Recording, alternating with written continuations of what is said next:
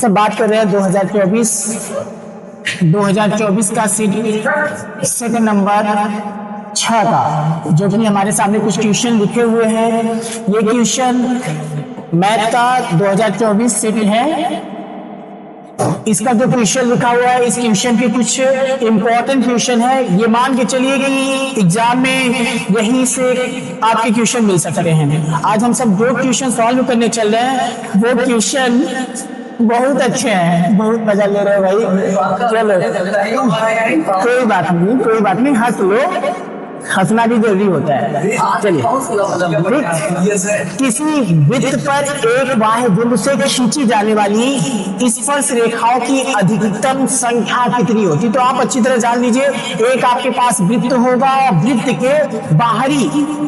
के बाहर जो रेखाएं टेंजेंट जो बनती है, देख लीजिए, एक टेंजेंट यहाँ से बन सकती है या एक टेंजेंट यहाँ से बन सकती है। अगर कोई कहे ऐसे काटते हुए जाए तो ये नहीं बन सकती। तो इससे ये पता चलता है कि इसकी अधिकतम जो रेखा बनेगी वो कितनी बन सकती है?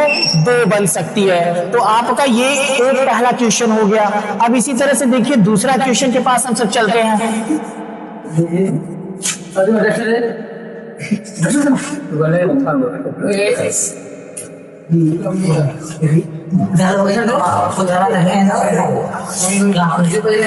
हेलो, हाँ कोचिंग में है।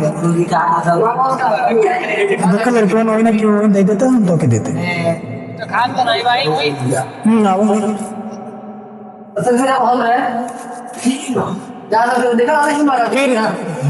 चलिए यार भाई, बहुत अच्छा लगा कि आप सब इतना चिल्ला रहे हैं। अब देखिए, दूसरे क्वेश्चन के पास जा रहे हैं। दूसरा क्वेश्चन कह रहा था बिंदु 7,3 के y अक्ष की दूरी क्या होगी? तो आप सबको पहले ये बता दिया जाए, x अक्ष की दूरी आपको पता होगा। x अक्ष की दूरी जो होती है वो y होती है, और y अक्ष की दूरी होती है वो आपको ही पता होगा, x होती है। तो हमारे पास जो बिंदु है वो 7,3 है। अब आपको ये पता होगा ये क्या है? x है, और ये वाला क्या है आपके पास? y है। तो हमारे क्वेश्चन में क्या दे रखा है? y अक्ष से दूरी। y अक्ष से दूरी, तो y अक्ष की दूरी क्या होगी?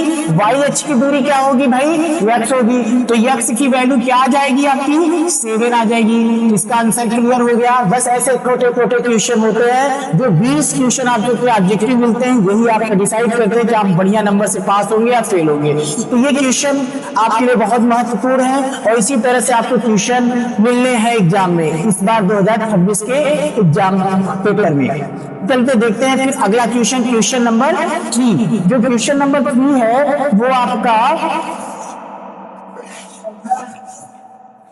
क्वेश्चन नंबर 3 में आपके पास पहुंचते हैं। यदि P, आप देखिए लिखा हुआ है, यदि P sin theta equal to Q cos theta. बहुत अच्छा क्वेश्चन है।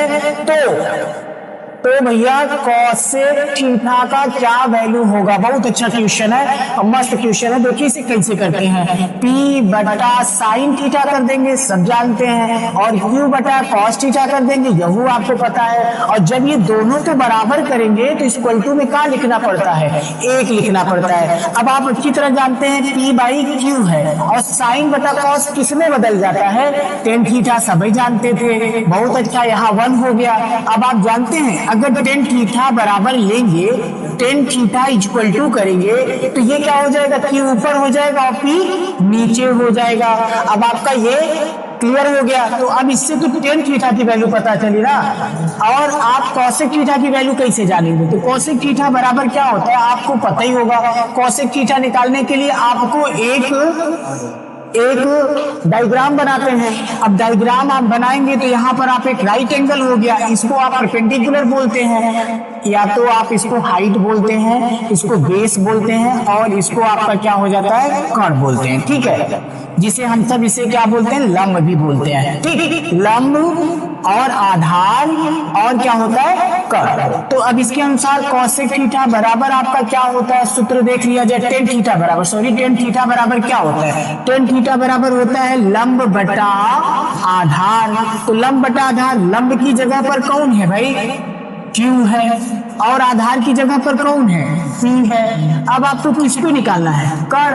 तो पाइथागोरस थ्योरम के अनुसार कण स्क्वायर बराबर L स्क्वायर प्लस आधार स्क्वायर होता है। तो कण की जगह पर कण स्क्वायर रख दिए और L की जगह पर क्या रख देंगे, आप देखिए Q स्क्वायर, और इसकी जगह पर क्या रख देंगे, P स्क्वायर। तो जैसे ही आप जानते हैं ये क्या है, आपके पास स्क्वायर लगा हुआ है, आप स्क्वायर को हटाएंगे तो इसके ऊपर रूट आ जाएगी, और रूट क्या आ जाएगा, Q square plus P square. बहुत अच्छे से आ गया आपका क्लियर। फिर आप जैसे ही पहुंचेंगे किसकी वैल्यू पता करनी थी, अब आपको ये तो पता चल गया K की वैल्यू क्या आ गई, K की वैल्यू तो ये आ गई। अब आपको वैल्यू किसकी पता करनी है, कॉसेक थीटा की वैल्यू पता करनी है। कॉसेक थीटा बराबर क्या होता है, बस कॉसेक थीटा उल्टा देखते हैं हम सब। ये क्या होता है, कर्ण बटा क्या होगा, लंब होगा, कर्ण बटा लंब। कर्ण की जगह पर क्या रख देते हैं आप सब, देखिए कर्ण की जगह पर हमारे पास अभी अभी खो जाऊं, क्या रख दिया जाएगा, Q स्क्वायर और प्लस क्या रख देंगे, P स्क्वायर। और लंब की जगह पर क्या रख दिया जाएगा, लंब की जगह पर Q रख दिया जाएगा। ये रहा आपका किसकी वैल्यू आ गई, कॉसेक थीटा की वैल्यू आ गई। अब हम सब इसी तरह से ये अगला क्वेश्चन सॉल्व करेंगे। तो ये आपके 3 ऑब्जेक्टिव क्वेश्चन सॉल्व हो चुके हैं। अब क्वेश्चन नंबर 4 के पास जाते हैं।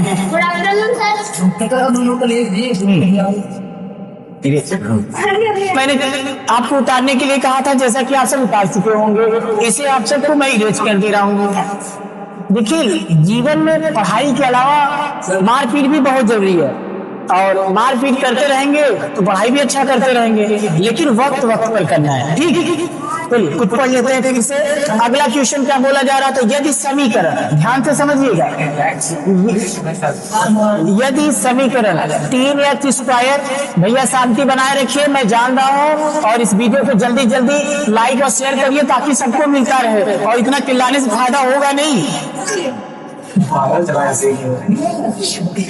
मूल बराबर है, तो अब भैया मूल बराबर है, मूल बराबर, अब ये जान लीजिए मूल का नियम क्या था। पहले तो मैं मूल वाला नियम बता देता हूँ, जिसे हम सब विविधतर फार्मूला बोलते थे।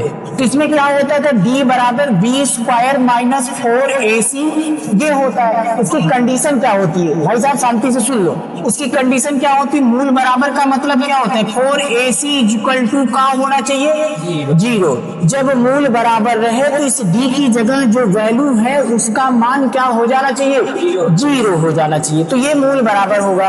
अब इसके लिए क्या करते हैं, हमको सबसे पहले a इक्वल टू कितना दिया है, b दिया है, b इक्वल टू कितना दिया है, 5 दिया है। मस्त समझ आ रहा होगा, बस दिमाग से समझते रहिए। माइनस q दिया है। अब हम पहुंचते हैं b, फार्मूला लिख दिए b की जगह पर क्या रख देंगे, 5 का स्क्वायर माइनस 4, a की जगह पर क्या रख देंगे e, और c की जगह पर क्या रख देंगे, मल्टीप्लाई q। तो ये हो गया। अब आपका क्या आने वाला है, ये 25 और 4 3 जा 12। ये देखिए माइनस और माइनस कितना होता है भाई, प्लस होता है, और 5 3 जा 12 होता है, 4 3 जा 12। ए भैया शुभम, 4 3 जा 12 इक्वल टू कितना हो गया, 0 हो गया। 25 इक्वल टू माइनस 12 क्यूब हो जाता है, और क्यू इक्वल टू कितना होगा, 25 अपान माइनस 12। तो भाई साहब इसका आंसर क्या आ गया, माइनस 25 अपान 12। ठीक, ये भी आपका पूरा पूरा हो गया।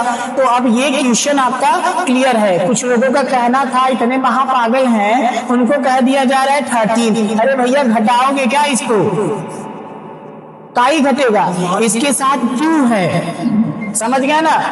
और ये घटाया नहीं जाता है, ये फ्रैक्शन में लिखा जाता है। महान हो कार्तिक।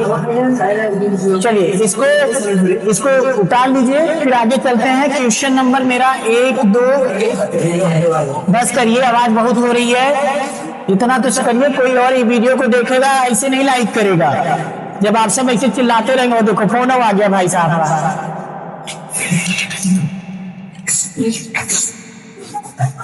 चलिए उतर गया होगा, ठीक, इरेज कर दे रहा हूँ। आगे चलते हैं हम सब फिर। अब देखिए बहुत अच्छा क्वेश्चन फिर आ गया, ये एपी से है। कह रहा था समांतर श्रेणी, समांतर श्रेणी माइनस कितना है, नहीं बैठे रहो। और डैश डैश 7 11 का 11वां पद। देख लीजिए आपके पास ये क्वेश्चन है 11वां पद, मतलब आपका 11वां पद पता करना है, यानी A11 पता करना है। तो भैया A11 पता करना है, यानी सबसे पहले AP का नियम होता है A चाहिए। A कहाँ है? A इक्वल टू कितना है? 62। फिर दूसरा नियम होता है D चाहिए। तो भाई D कहाँ है? D क्या करेंगे? पहले दूसरे टर्म में से पहले टर्म को माइनस कर दिया जाता है। ठीक है भाई, पहले ये दूसरे वाले में से पहले वाले को माइनस करते हैं। देखिए दूसरा, तो D बराबर आ गया -59, माइनस माइनस हो गया प्लस 62। D इक्वल टू इसको जब कर देंगे तो कितना आ जाएगा आपके पास? 3। तो प्लस 3, D बराबर 3 आ गया। अब क्या काम करेंगे? और क्या चाहिए? n चाहिए। n कौन सा पद चाहिए भाई? 11वां चाहिए। तो सूत्र में होता है AN equal to A plus n minus 1 D होता है। A11 इक्वल टू A की जगह पर क्या रख देंगे? -62। n की जगह पर क्या रख देंगे? 11 माइनस 1। और D की जगह पर क्या रख दिया जाएगा?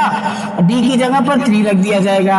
A11 इक्वल टू -62 प्लस इसको इससे सब्ट्रैक्ट करिए, घटा दीजिए तो 10 आएगा। 10 में 3 का मल्टीप्लाई कर दीजिए तो 30 आ जाएगा।